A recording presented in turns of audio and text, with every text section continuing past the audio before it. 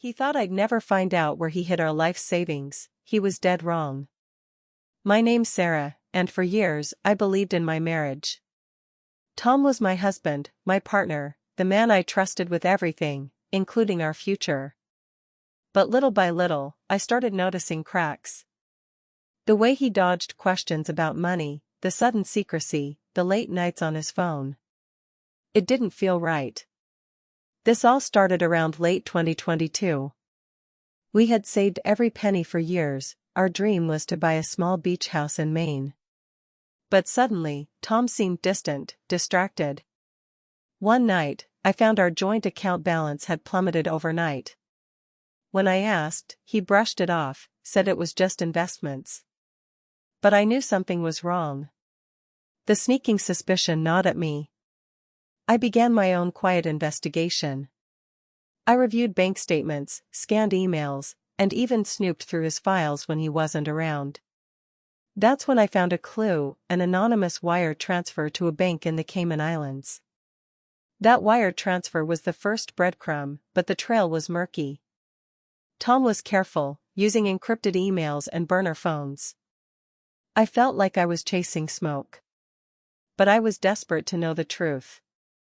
I reached out to a private investigator, someone I could trust. Her name was Lisa. She dug through financial records, offshore registries, and even corporate filings linked to Tom's name.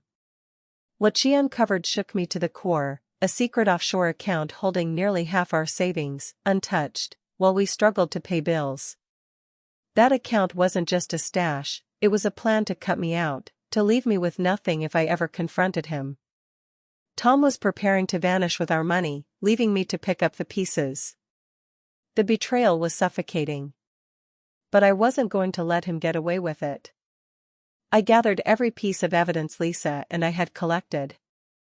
Emails, bank records, wire transfers, even screenshots of his encrypted conversations. I consulted our lawyer, stating plainly what I suspected. The legal wheels started turning. Then came the confrontation.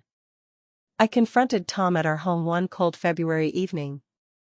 I laid everything out, the offshore account, the hidden transfers, the plan to abandon me financially. At first, he denied it. Angry, defensive.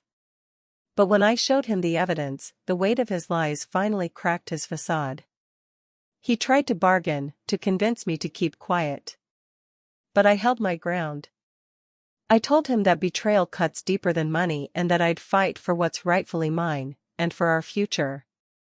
In the weeks that followed, with the lawyer's help, we froze that offshore account. The bank cooperated once they saw the legal documentation.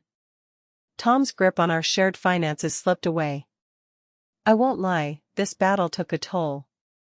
The emotional strain was crushing. But reclaiming control over our savings was a turning point. I used the recovered funds to secure my own living arrangements and started rebuilding, piece by piece. I hired a financial advisor to keep everything transparent this time. No more secrets. Looking back, I realize how important it is to trust your gut. I almost lost everything because I ignored the signs. But uncovering Tom's secret gave me clarity and strength. To anyone out there feeling the sting of betrayal, know this: you're stronger than you think. You don't have to stay in the dark. Fight, seek help, and protect your future. If you found my story inspiring, please subscribe for more real stories of resilience. And remember, no secret stays buried forever. Thank you for listening.